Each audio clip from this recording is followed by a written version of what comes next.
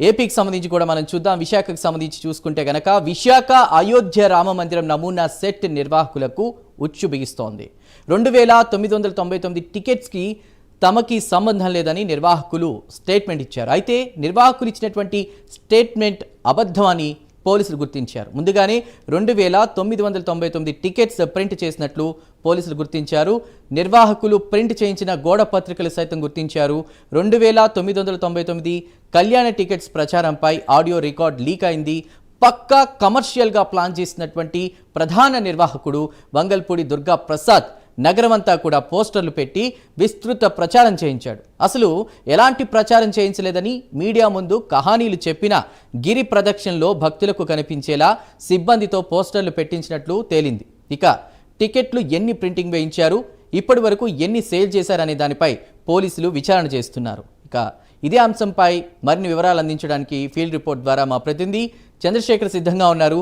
చంద్రశేఖర్, అసలైన అంటే ఏమీ చేయలేదని చెప్పి కూడా మొత్తం మీద పోలీసుల దగ్గర మీడియా ముందు మాట్లాడినా కూడా దొంగ దొరికిపోయాడా ఏంటి మీ దగ్గర ఉన్న సమాచారం?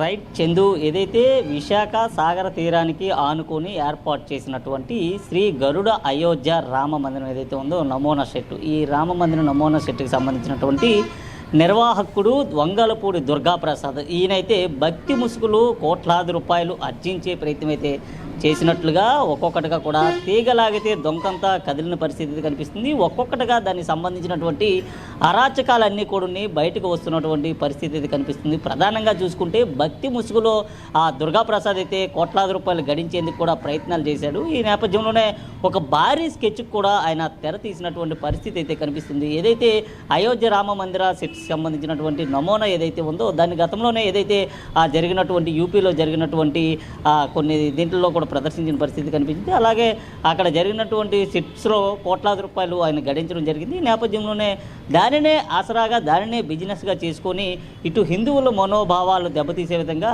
అలాగే దానికి సంబంధించినటువంటి నమూనా సెట్ను కూడా విశాఖ సాగర తీరంలో ఏర్పాటు చేశాడు. విశాఖ సాగర తీరంలో మేలో ఏర్పాటు చేసినటువంటి సెట్ ఏదైతే ఉందో దానికి సంబంధించినటువంటి వందలాది మంది ప్రజలు కూడా అక్కడికి వెళ్ళి ప్రతినిత్యం కూడా ఆ సెట్స్ని తిలకించే పరిస్థితి ఉంది. నేపథ్యంలో అడుగడుగును కూడా అవినీతికే పాల్పడినట్టుగా తెలుస్తుంది. ముఖ్యంగా చూసుకుంటే దానికి సంబంధించినటువంటి అనుమతులు పూర్తి స్థాయిలో తీసుకోవడంతో పాటు అలాగే సరైనటువంటి రక్షణ చర్యలు కూడా అక్కడ చేపట్టలేని పరిస్థితి ఉంది. ముఖ్యంగా ప్లాస్టిక్ ప్యారిస్తో కూడా దాని నమూనా సెట్ను కూడా ఏర్పాటు చేశాడు. అయితే ఏదైతే ఆ పోలీసుల నుంచి కానీ లేకపోతే జీవీఎంసీ నుంచి కానీ ఇతర విభాగాలైనటువంటి ఇటు అగ్నిమాపక సిబ్బంది నుంచి కానీ తీసుకోవాల్సినటువంటి పర్మిషన్లు అనుమతులు ఏవైతే ఉన్నాయో పూర్తి తరహాలో తీసుకోకపోవడంతో పాటు పూర్తిగా కూడా దీన్ని అయితే తన వ్యాపారానికి కేంద్రంగా కూడా మార్చుకునే ప్రయత్నం అయితే చేసినట్టుగా తెలుస్తుంది. ముఖ్యంగా చూసుకుంటే దీనికి సంబంధించినటువంటి అంశాలు ఇటీవల కాలంలో బయటకు వచ్చినటువంటి పరిస్థితి ఉంది. ఏదైతే ఈ నెల 29వ తేదీన రాముల వారి కళ్యాణం నిర్వహిస్తామంటూ సాక్షాత్తు భద్రాచలంలో ఉన్నటువంటి ఆస్థాన పండితులు వచ్చి రాముల వారి కళ్యాణం నిర్వహిస్తారంటూ కూడా ఆ పోస్టర్లు వెలిసినటువంటి పరిస్థితి కనిపిస్తుంది. నేపథ్యంలో దీనికి సంబంధించి భద్రాచలానికి సంబంధించినటువంటి ఆలయానికి సంబంధించినటువంటి అధికారులు ఎవరైతే ఉంటారో వెంటనే తేరుకొని ఈ విషయమై 3వ పట్టణ పోలీస్ స్టేషన్లో ఫిర్యాదు చేయడంతో అసలు విషయం అంతా కూడా ఒక్కొక్కటిగా బయటకు వచ్చిన పరిస్థితి కనిపిస్తుంది. ప్రధానంగా చూసుకుంటే దుర్గా ప్రసాద్ అండ్ కో అంతే ఆయనతో పాటు మరికొంతమంది కూడా ఉన్నాయి.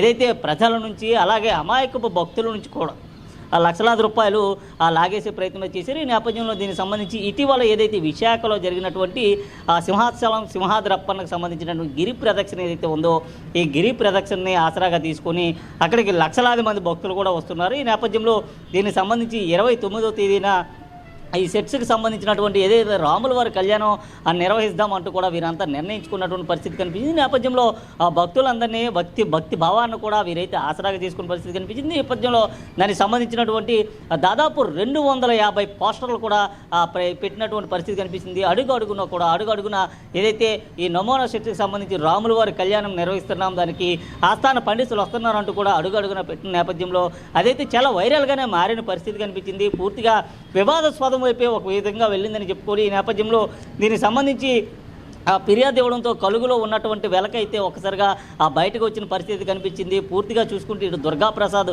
పెద్ద ఎత్తున ఒక మాయల మరాఠీల కోట్లాది రూపాయలు గడించే ప్రయత్నం చేసినట్లు కూడా ఆ బయటకు వచ్చిన పరిస్థితి కనిపించింది. ఈ నేపథ్యంలో దీనికి సంబంధించి దాదాపు 250 ఏదైతే బ్యానర్స్తో పాటు 5,000 పైచీలుక గోడ పత్రికలు కూడా ప్రచురించినట్లు తెలుస్తుంది. ఇవన్నీ కూడా ఒక ప్రింటింగ్ ప్రెస్లో ప్రచురించిన తర్వాత వీరిద్దరి మధ్య జరిగినటువంటి సంభాషణ ఏదైతే ఉందో ఈ సంభాషణ అయితే ఇప్పుడు ప్రస్తుతం ఫోన్ కాల్ అయితే బయటికి లీక్ అయినటువంటి పరిస్థితి ఉంది. ఏదైతే వారికి ఇవ్వాల్సినటువంటి అమౌంట్లు కానీ లావాదేవీల విషయంలో ఏదైతే ప్రింటింగ్ ప్రెస్కి సంబంధించి కానీ ఇటు దుర్గాప్రసాద్ వంగల్పూడి దుర్గాప్రసాద్ సంబంధించినటువంటి ఆ లావాదేవీలు ఇద్దరి మధ్య జరిగేటటువంటి సంభాషణ ఏదైతే ఉందో ఆ సంభాషణ అంశం కూడా పూర్తిగా బయటకు వచ్చినట్టు పరిస్థితి ఉంది. నేపథ్యంలో ఇటు భద్రాచలం ఆలయానికి సంబంధించినటువంటి సిబ్బంది ఇచ్చినటువంటి ఫిర్యాదు ఏదైతే ఉందో ఫిర్యాదు ఆధారం కూడా ఆ 3వ పట్టణ పోలీసులు అయితే ఈ దుర్గాప్రసాద్తో పాటు మరో ఇద్దరిపైన కూడా కేసులు అయితే నమోదు చేసిన పరిస్థితి కనిపిస్తుంది. నేపథ్యంలో దాన్ని విచారించే క్రమంలో దుర్గాప్రసాద్ అయితే తాము ఎటువంటి పోస్టర్లు కూడా ప్రచురించలేదు, తమకి ఆ పోస్టర్కి ఎటువంటి సంబంధం లేదంటూ కూడా చెప్పుకొచ్చిన పరిస్థితి కనిపిస్తుంది. అలాగే ఒక మీడియా వేదికగా కూడా